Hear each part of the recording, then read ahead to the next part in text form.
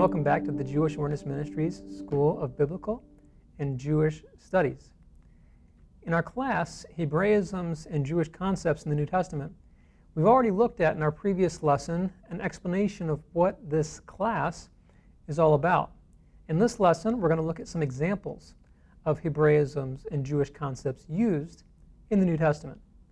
Our first example is from Matthew chapter 6, in verses 22 and 23. Where it says, "The light of the body is the eye." This is Jesus talking. "If therefore thine eye be single, the whole body shall be full of light. But if thine eye be evil," and that's what we're going to focus on here in this example, "thine eye being evil, thy whole body shall be full of darkness.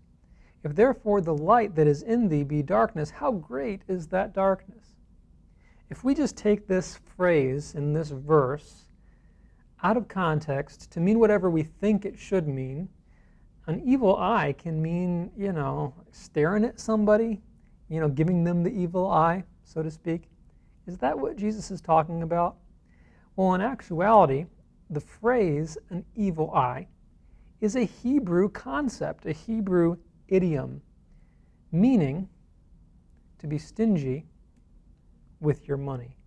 And so he's using in Greek the very words evil and eye.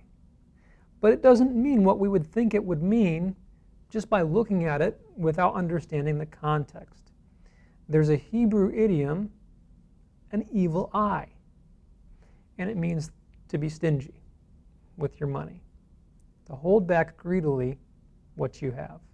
That brings a whole different spin on this passage. And there's multiple passages like that in the New Testament, where something that we would read without really thinking about the context or without really knowing the context, we end up misinterpreting what's being said. And so what Jesus is saying here is that your whole body is full of darkness if you're stingy with your money. It's showing the character of your heart. Our next example is from John chapter 2.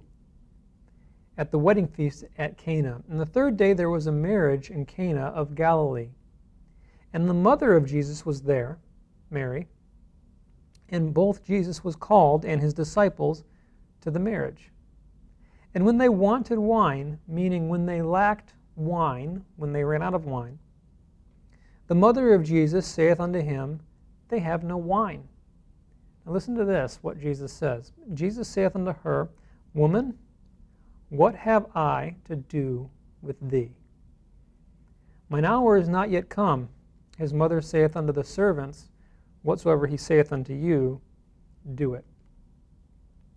This is a Hebrew idiom where Jesus says, What have I to do with thee?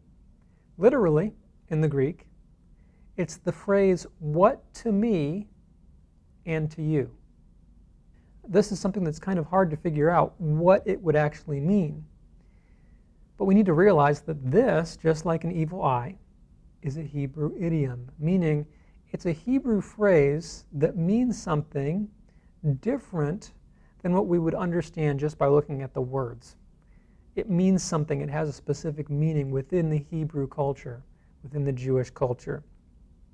This is used in 1 Kings, 2 Kings, and 2 Chronicles, this same phrase, except there it's written in Hebrew. And it literally, what to me and to you. And it means, what does this have anything to do with you and me? And so, when Jesus' mother, Mary, says they have no wine, Jesus is in effect saying, what does that have anything to do with you and me? And it's interesting to note that this is a Hebrew phrase. Much like in English we have the idea, it's raining cats and dogs. That doesn't mean that literally cats and dogs are falling from the sky.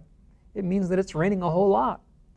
And so in Hebrew, in the Jewish world, they have a similar type of expressions to mean things differently than what the words themselves look like on the page to an uneducated reader, somebody that doesn't know, uneducated in the sense of they don't know the context behind these terms. Still, at the wedding feast at Cana, those that are there after Jesus has made the water into wine, they say unto him, every man at the beginning doth set forth good wine. And when men have well drunk, then that which is worse. But thou hast kept the good wine until now. This is an interesting thought. So what these here at the feast are saying is that normally when there was an event like this, they would put out the best stuff to begin with. And then when people had gone through that, and especially like if people were intoxicated, okay, they didn't realize what in the world they were drinking anyway. And so the good stuff was at the very first. But this man is saying to Jesus, you've kept the good until now. Now, what he's meaning by that is not that it's the good. What he's meaning is it's the best. In Hebrew, there's no better or best. To say something is better, okay, to say in Hebrew, to say something that is better than something else, you would say this is good from that. Okay? And so when we look into the Greek here, oftentimes it mirrors what the Hebrew would be. And so instead of saying you've kept that which is better, he says you've kept that which is good. This is another Hebrew concept, and we see it more in other passages as well. Same principle is true here.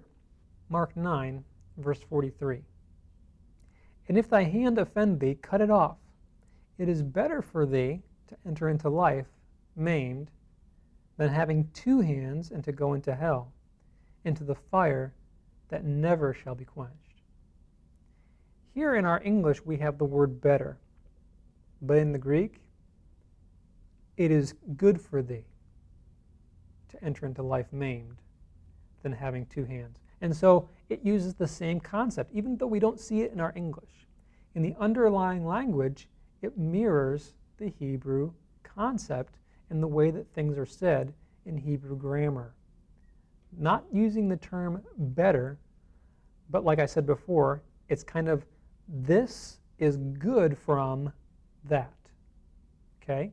If I was to say in Hebrew, the boy is better than the dog, speaking in biblical Hebrew now, I would say not the boy is better than the dog, but the boy is good from the dog. That's the Hebrew way you would say things. Hayeled tov min hakelev. The boy is good from the dog. But literally what I'm saying in context is the boy is better than the dog. Another similar Hebraism is the use of negative verbs to represent a strong positive affirmation. For example, in Psalm 84, verse 11, we read, no good thing will he withhold from them that walk uprightly. Note the negative of no good thing being withheld, actually inferring the opposite idea that the righteous who walk uprightly will be given all good things from God. And so this idea of using a negative concept to strengthen what you're saying, to emphasize it. We see this Hebraism used in John 14:18, where Jesus says, I will not leave you comfortless.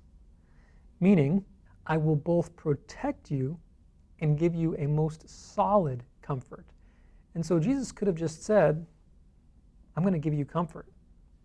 But instead, he says, I will not leave you comfortless. This is a Hebrew concept in the way that things are said. There's many more examples down the road. Look forward to sharing those with you in our lessons to come. Shalom.